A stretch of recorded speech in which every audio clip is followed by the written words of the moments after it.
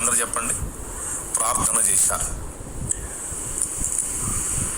దేహాన్ని ఎంత మాత్రం సుఖపెట్టారో నాకైతే తెలియదు. నేనైతే అనుకుంటున్నాను సాధ్యమైనంత వరకు దేహాన్ని నియంత్రించుకొని దేహాన్ని ఎండగట్టే ప్రార్థన చేశారు అనుకుంటున్నాను.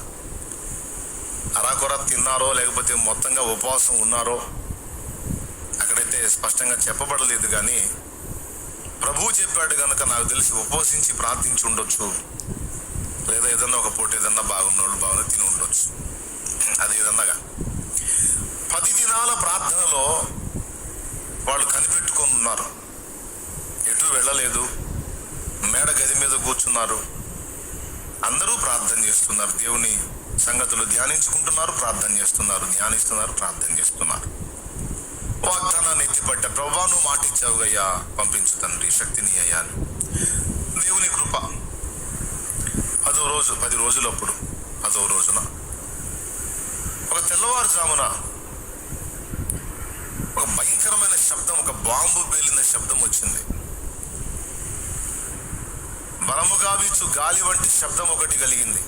ఆ సౌండ్ దెబ్బకి అందరూ ఉలిక్కిపడి లేచారు. తెల్లవారుజామున జరిగింది. ప్రార్థనలో గోజాడుకుంటున్నారు. దేవా నువ్వు మాటిచ్చావుగయ్యా, ఎందుకు నెరవేర్చవయ్యా, ఎందుకు నెరవేర్చని గోజాడుకుంటున్నారు. అందరూ ఉలిక్కి పడ్డారు. ఎందుకంటే అప్పుడు పరిశుద్ధాత్మ అభిషేకం వారి మీదికి రావటం జరిగింది. పరిశుద్ధాత్ముడు దిగి వచ్చాడు. అగ్ని కనపడింది. ఫస్ట్ గాలి సౌండ్, తర్వాత అగ్ని కనపడింది. అగ్ని నాలుకలు విభాగింపబడి ఒక్కొక్కరి మీద తలల మీద అగ్ని నాలుకలుగా వాలతా ఉంది. అది అందరికీ అర్థమైంది పైనున్నోళ్ళకి.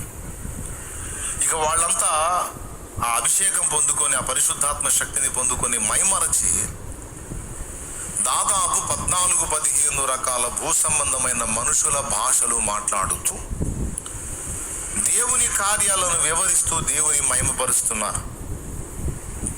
వాస్తవంగా మన మాతృభాష తెలుగు, నేర్చుకుంటే ఏదన్నా ఒకటి అరా నేర్చుకుంటాం, అక్కడక్కడ ఊళ్ళ మీద తిరిగి మనకు తెలిసి చదివి ఇంకొక భాష.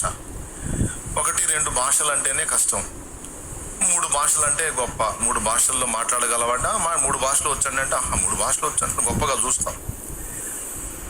4 భాషలు అంటే అబ్బో అనుకుంటాం. కానీ వాళ్ళు అక్కడ స్థానికులు, వాళ్ళు వేరే వాళ్ళ నుంచి వచ్చిన వాళ్ళు కాదు, ఆయా ప్రాంతాలకు వెళ్ళేవాళ్ళు కాదు, వేరే ప్రదేశాలకు వెళ్ళేవాళ్ళు కాదు, అక్కడ జాలర్లు, అక్కడ పనిచేసుకునే వాళ్ళు, అక్కడ స్థానికంగా ఉండేటువంటి వ్యక్తులు వాళ్ళు.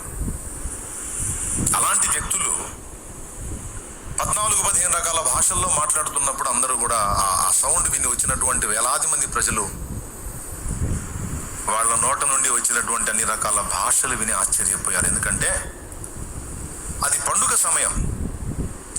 ఇశ్రాయేలు మొత్తానికి కూడా దేవుడిచ్చిన కట్టడి ఏంటంటే పండుగ సందర్భంలో భూలోకంలో ఎక్కడెక్కడైతే ఉంటారో ఇశ్రాయేలు మొత్తం యెరూషలేముకి రావాల్సిందే.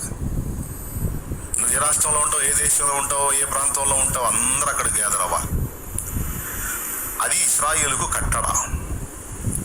ఆరాధించవలసిన స్థలం యెరూషలేము. ఆ ఆచారాన్ని బట్టి, దేవుడు నియమించిన కట్టడను బట్టి ఆయా దేశములలో చెదరి ఉన్నటువంటి ఇశ్రాయేలీలు అందరూ కూడా పండుగ అక్కడికి వెళ్తారు. అందుకని ఆ చుట్టూ గుంపు కూడిన జనాలు ఆయా భాషలు మాట్లాడేవారు. ఆ భాషలు మాట్లాడుతున్నటువంటి వ్యక్తులేమో స్థానికులు. విచిత్రం ఏంటంటే వాళ్ళు చేయాల్సిన పని వీళ్ళు చేస్తున్నారు.